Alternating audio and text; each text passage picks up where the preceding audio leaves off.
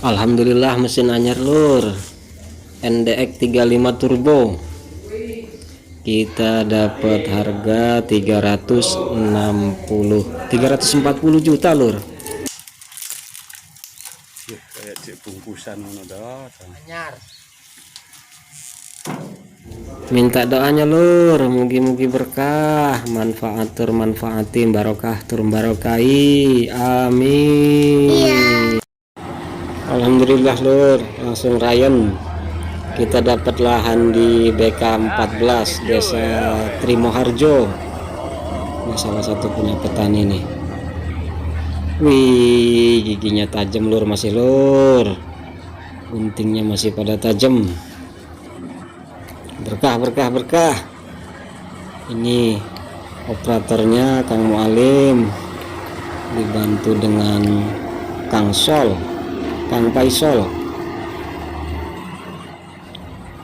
Kalau lancar nggak ada halangan, mesin ini bisa dapat 5 hektar sehari lur. Ini kalau lahan ngeblok jadi satu, nggak pindah-pindah gitu. Tapi kalau pindah-pindah ya kita nggak dapat tuh. Kadang kan pindahnya jauh-jauh nih. Kita dapat 1 hektar di sini, pindah lagi. Nah itu yang bikin agak lama. Nah untuk daerah Belitang, khususnya BK 14, 15, 16, 17 itu lur.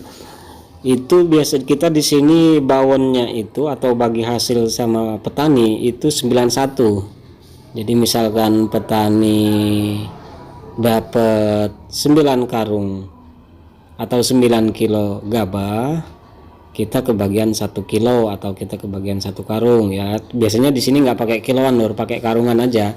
Kira-kira aja sekarung 9 karung gitu kan. Jadi kita mesin dapat satu karung. Tapi di sini kalau pakai mesin ini kan ini kadar hampanya nggak, hampir bisa dikatakan nggak ada lur. Bersih deh lur. Yang kadar hampanya itu hilang. Jadi sekarang itu bisa dapat sekarungnya itu rata-rata 125 kilo per karungnya. Nah ini kalau misalnya kita dapat lahan 5 hektar, kurang lebih kita dapat bawonnya atau bagian kita 3 ton lur. 3 ton gabah sehari lur. Sehari 3 ton. Kalau misalkan setahun, taruhlah kita kerja misalkan cuma 10 bulan nih, artinya kan dikali 300 hari 300 hari dikali 3 ton, kita dapat 900 ton lur. 900 ton rata-rata di sini kalau lagi panen nih, jarang-jarang kita kebagian harga bagus nih ya. Harga langsung dari sawah ini rata-rata 3.500. Artinya 900 ton kita kali 3.500, kita dapat 3 miliar 150 juta. Ya, taruhlah setahun modal sudah balik lur. Modal sudah balik kita nih ya. Mudah-mudahan lah lur, lancar, berkah, nggak ada halangan. Lihat lur kaosnya lur. Lucu.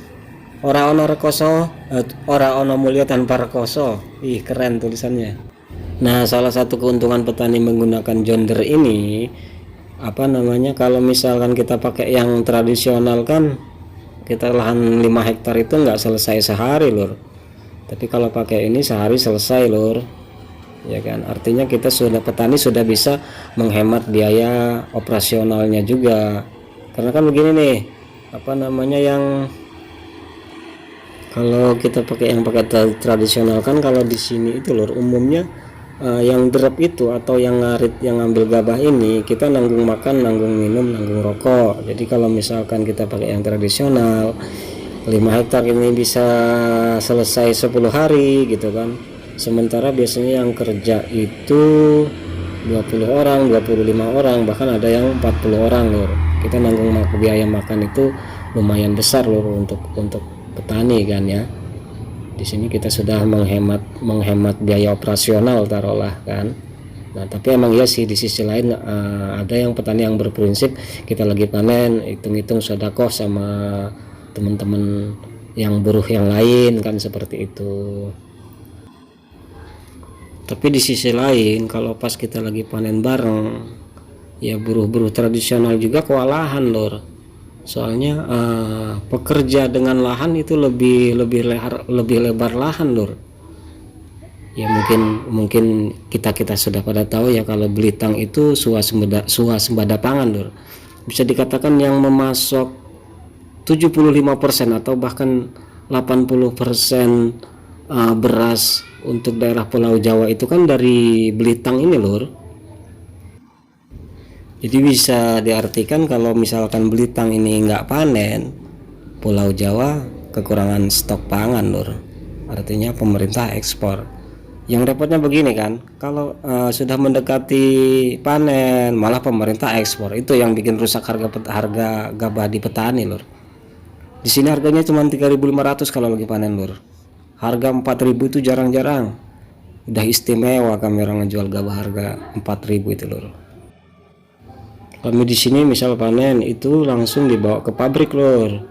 Jadi kan begini, kalau di pabrik panen kami orang itu nggak ngejemur lagi, sudah yang ngejemur itu pihak pabrik penggilingan padi itu, Lur, penggilingan gabah itu biasanya 10-1 dari ojek dari sawah sampai dengan hasil giling itu bagi hasilnya 10-1. Misalkan 10 kilo, 1 kilo buat pabrik, 9 kilo untuk yang punya gabah. Nah, ada juga yang jual gabah, jadi dari sawah langsung jual gabah. Kami merhatiinnya begini, antara untung mana sih jual beras dengan jual gabah. Nah, kami merhatiinnya begini untuk daerah kami, Lur. Misalkan harga beras itu 8.000, misalkan harga beras itu 8.000 sementara harga gabah 4.000, maka kami lebih untung kalau kami jual gabah untuk misalkan jenis padi Ciherang, Mikongga atau Serimbu, itu lebih untung dijual gabah. Tapi kalau untuk padi jenis Ciliwung itu lebih untung dijual beras, Lur. Tapi kalau harga gabahnya, Lur, ya, misalkan harga gabah 3.500, misalkan harga gabah 3.500, harga padi, harga beras 8.000 misalkan, itu kami lebih cenderung menjual beras karena hasilnya itu lebih banyak kan kalau dijual beras. Intinya begini, loh, kalau dari sawah ini rata-rata 50% ya, misalnya dari sawah itu 100 kilo, maka jadi berasnya itu 50 kilo. 50 itu kalau untuk jenis padi Serimbu atau padi Mikongga seperti itu. Tapi kalau misalkan kayak padi Ciliwung itu rata-rata bisa 60% atau 70% loh.